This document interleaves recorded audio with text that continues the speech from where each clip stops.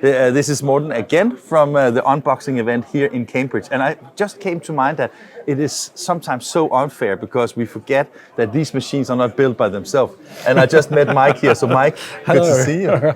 Yeah. So Mike, being part of the assembly team and building a machine like this, how is it to see it now with the customers coming in and brilliant, seeing? brilliant, yeah, because we've a lot of design time, and then we've obviously spent a lot of time trying to develop it, getting it printing, and things happen, change of inks and stuff like that. But yeah, it's good to see it running and seeing it running at 150 meters a minute. Yeah, and it's funny because just before people were let in after lunch, I was just walking to my table down here, and all the employees were just like lined up for it, right? And I felt it was so great to see because everybody was anticipating the reveal, right? Yeah, we've been looking forward to see it, how it goes.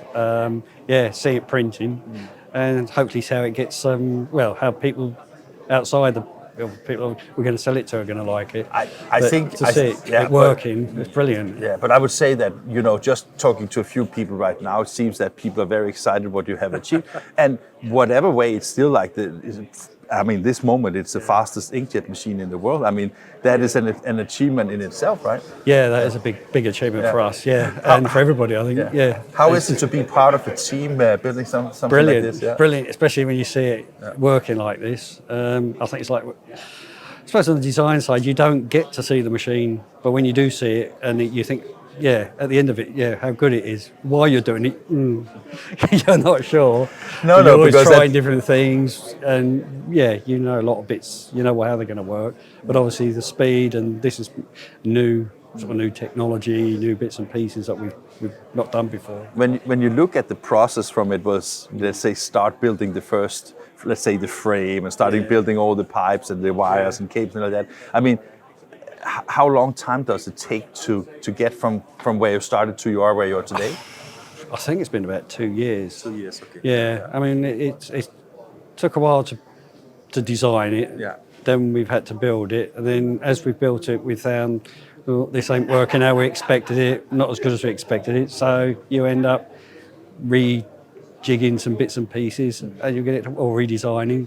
But it hasn't been that bad. Most of it's worked straight off. It's, it's been brilliant to see it working the way it is. But I also take that team spirit of when you have, because when you build something, one thing is that you have some engineers that can do some drawings and make it work, but also the two-way communication of making sure that if you discover something that is not smart and you can do it smart, that kind of iterations kind of development must be. We're sort of all in the office because I'm on the mechanical side, you've got the electronic side, you've got the software engineers, the people that develop all the electronic boards and stuff like that, and then all the software that goes. All the bits and pieces we all have to sort of meet, talk to each other, and we're always moaning at each other's group, because we want something different. Yeah, so you have different groups, and it's always a little bit about who's best, right? Yeah. I mean, that's a gaming experience. It's all done in good humour anyway. That's what it's about. And I take when you produce a machine like this, you have to really also document everything so you can make new copies of it, and also when you get them in the market, you basically need to make the field engineers capable of managing the machines, right? Yeah, that's a big thing. So we've got a team that will do all the technical manuals for the machine. And then they'll come to us and ask, what's this supposed to be doing? Why this here? Yeah, why that there? Why have you got it that way? Which is, I was thinking there's only one thing that is probably a little bit unfair, and now you reveal a totally new machine, but probably already Monday next week you have to start on something new, right?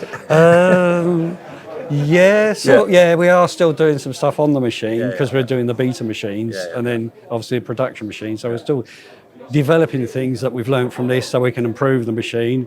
And there's obviously the machines that we've already got out in the field that we're doing bits and pieces for, improvements and stuff, which is everything's an ongoing process. And then I guess the next thing, we'll be looking at what can we do to replace this one. Yeah, of course. I mean, there's always something new on the radar, right? Yeah, that's fantastic. Mike, thank you. It was super nice talking to you. Thank you. Okay.